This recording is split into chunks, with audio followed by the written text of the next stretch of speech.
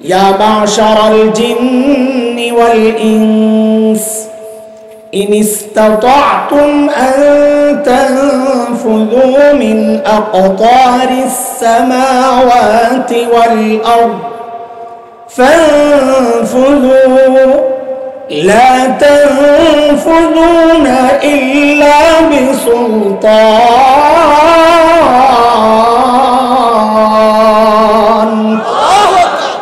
ও মানুষ উচিত যদি সম্ভব হয় আসমান জমিনের এই বিস্তৃত পরিধি থেকে বের হয়ে যাও। সাথে আল্লাহ বলছেন আমি না চাইলে পারবি না। কাজে দুনিয়া থেকে বের হওয়া সম্ভব? কথা বলে। তাহলে আল্লাহ আমাদের সাথে শয়তানরে কেন দিয়েছেন? আমরা না মায়া করেন, শয়তানরে ছাড়া পাঠাইলে কি হইতো? আপনাদের প্রশ্ন জাগছে নি, নাইলে উত্তর দিলে মজা লাগবে না তো। আরে প্রশ্ন জাগছে? ওই আপনাকে মনোযোগ আছে? ঘুমায় টুমায় যান নাই তো? পরীক্ষা নিলে আবার ফেল করবেন না তো? ইনশাল্লাহ কয় যেগুলো ইনশাল্লাহ বলে নাই হুজুর আপনি সাক্ষী দেখেন সবটি ধরা খাইব। আমি পরীক্ষা লই, দেখেন বলেন তো দেখি কে কে ঘুমাইছেন, একটু হাত উঠায় দেখান তো। আল্লাহু আকবার।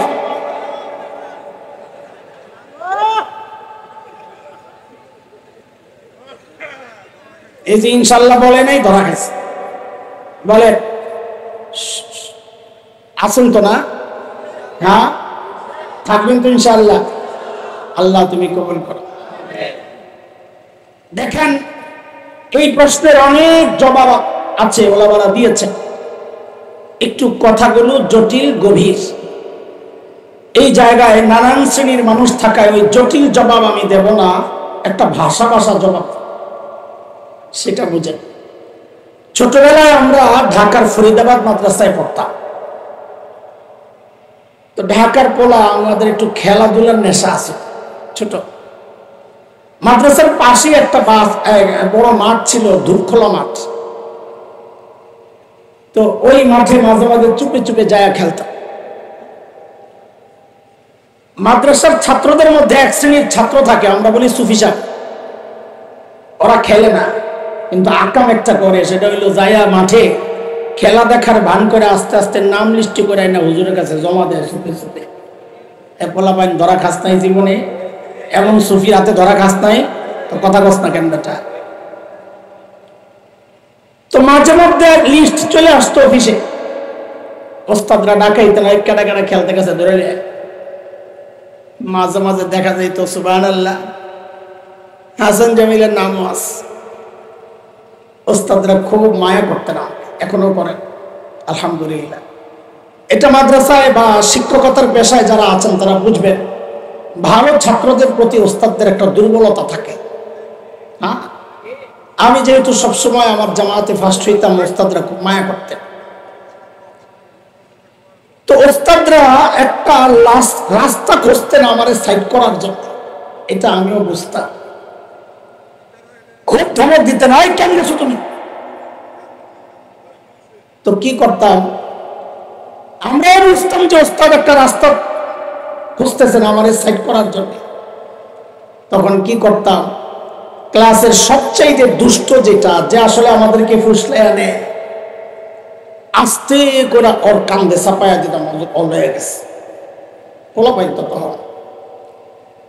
তো বুঝতাম যে ওস্তাদের এটা মনে ধরছে, এটাই চাইতেছে। তারপরেও করে ধমক দিয়া সরে ভাগ, এরপরে ওইটারে ধরতো। তুই নিজেও খারাপ, ভালো বলে রে কেন খারাপ দোস্ত? আল্লাহ দুনিয়ায় শয়তান কেন পাঠাইছে? ওইটা পাঠায়ও আমাদের উপর একটা দয়াই করছেন আল্লাহ। কেন?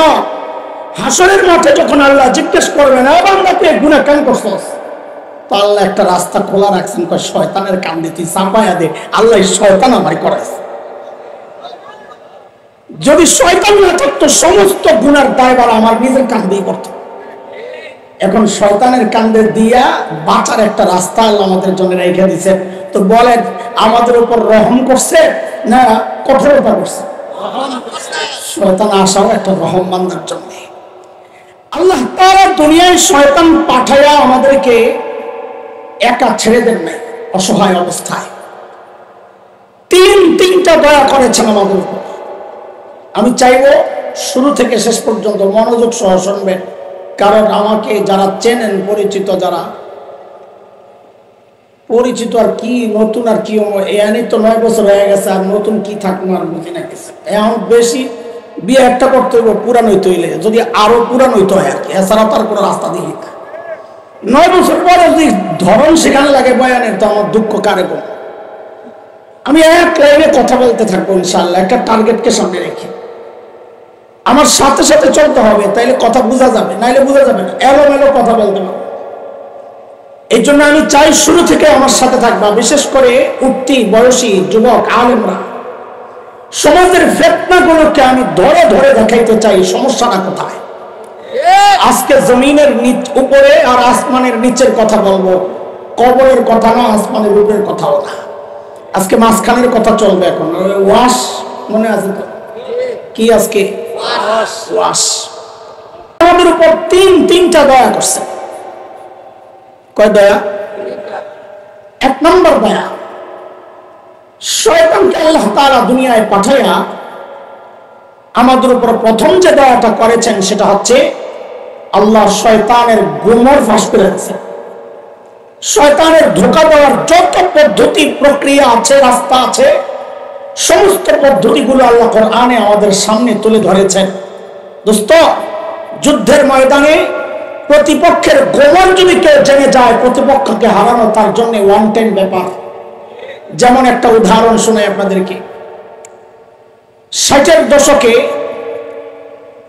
আরব এবং ফিলিস্তিনিদের যখন যুদ্ধ বাধে, ওই সময়ের আরব আজকের মতো এমন বিচ্ছিন্ন বিক্ষিপ্ত মুনাফিক মার্কা শাসক ছিল না। ওই সময়ের ইসরায়েলও এত শক্তিশালী ছিল না। তখন আরবদের, ইসরায়েলের কাছে যারা মিশর, সিরিয়া, জর্ডান, ওরা ঐক্যবদ্ধ ছিল। ওই সময় আরবদের একটা সিদ্ধান্ত হয়, হঠাৎ ইসরায়েলের এক উৎসবের দিনে রাতে হামলা করবে। সারাদিন উৎসব করে ওরা ক্লান্ত পরিশ্রান্ত হয়ে যখন শরীরটা এড়িয়ে দিবে বিছানায়, ওই তখন অসতর্ক অবস্থায় ওদের উপর হঠাৎ করে হামলা করবে, এমন একটা সিদ্ধান্ত নেয় মুসলমানরা গোপনে। কিন্তু সমস্যা ছিল কি জানেন? মিশরের প্রেসিডেন্টের বড় জামাই, সে ছিল ইসরায়েলের গোয়েন্দা সংস্থা মোসাদের এজেন্ট।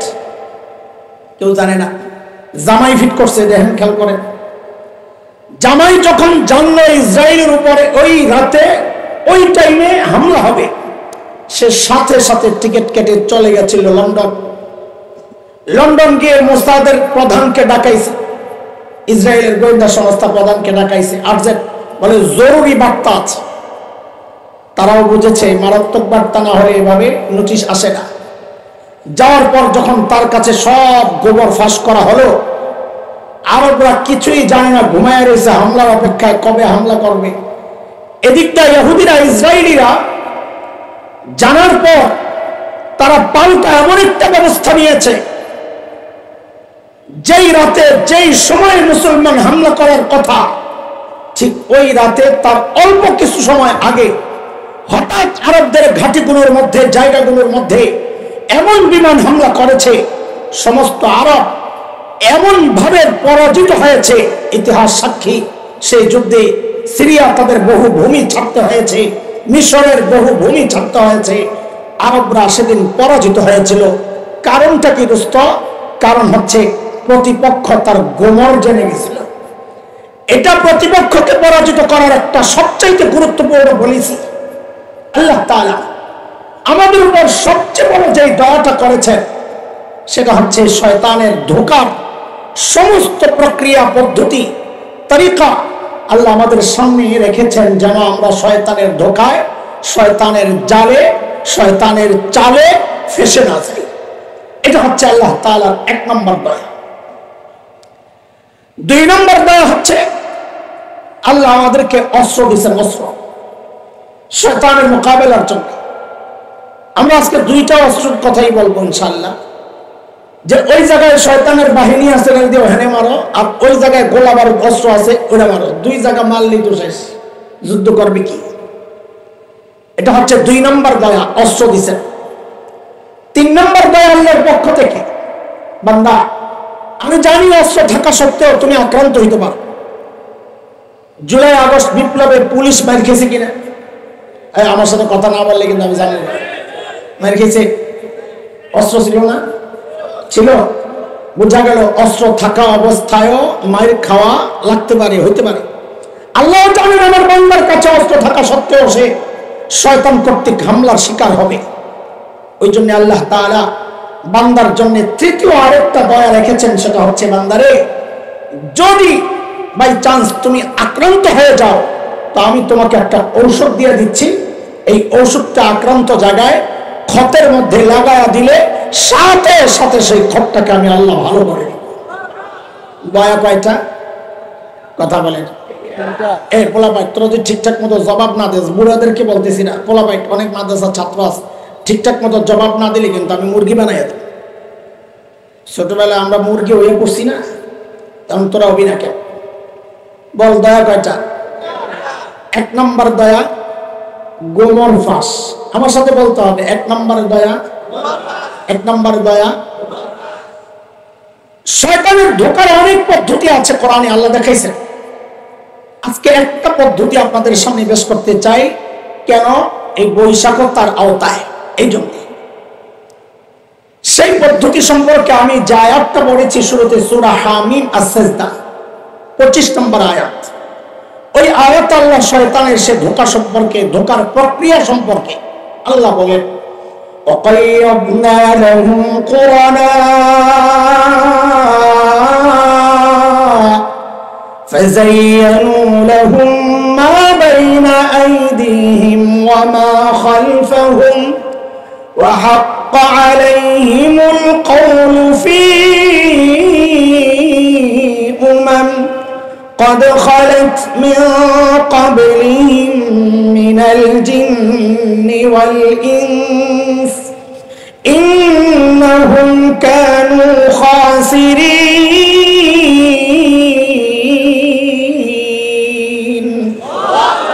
আমি আয়াতের তর্জমা করব না, দেরি হয়ে যাবে। আল্লাহ তাআলা আমাদেরকে জানাইছেন, বান্দা শয়তানের ধোঁকার একটা পদ্ধতি হচ্ছে শয়তান হারামকে বাজারজাত করার জন্য তোমাদের সামনে সুন্দর করে, শোভনীয় করে তোমার সামনে পেশ করবে। আমি আরো সহজে বলি, শয়তান গুনার প্যাকেট পাল্টায়া পাল্টায়া পুরান গুনাটাই আমার সামনে আবার পেশ করবে। আমরা প্যাকেট দেখা না চিনার কারণে, ভেতরের জিনিস সম্পর্কে অবগত না হওয়ার কারণে আমরা সেই গুনার মধ্যে জড়ায়া যাব। এটা আল্লাহ তাআলা বলতেছেন। আমি উদাহরণ না দিলে আপনারা বুঝবেন না পুরাটা, আলেমরা তো জানেনি, সাধারণরা বুঝবেন না।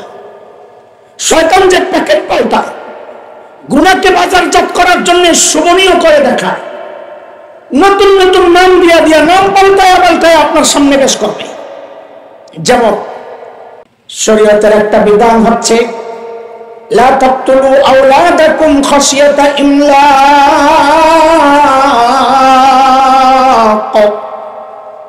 দারিদ্রতার ভয়ে সন্তান হত্যা করবা না।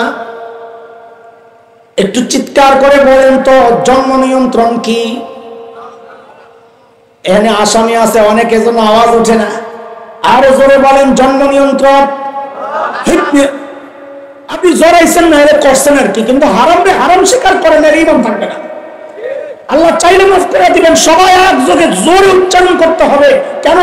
যাদের দিলের মধ্যে সংশয় আছে, যারা একটু নিয়ত করতেছেন যে করবেন করবেন, তাদের দিল যেন চেঞ্জ হয়ে যায়। চিৎকার করে বলেন তো জন্ম নিয়ন্ত্রণ কি? আরো জোরে, জোরে সরে চিৎকার করে একসাথে, নানাই আওয়াজে চলবে না, আরেকটু আওয়াজ চাই। জন্ম নিয়ন্ত্রণ কি? শয়তান কয় সর্বনাশ, যেভাবে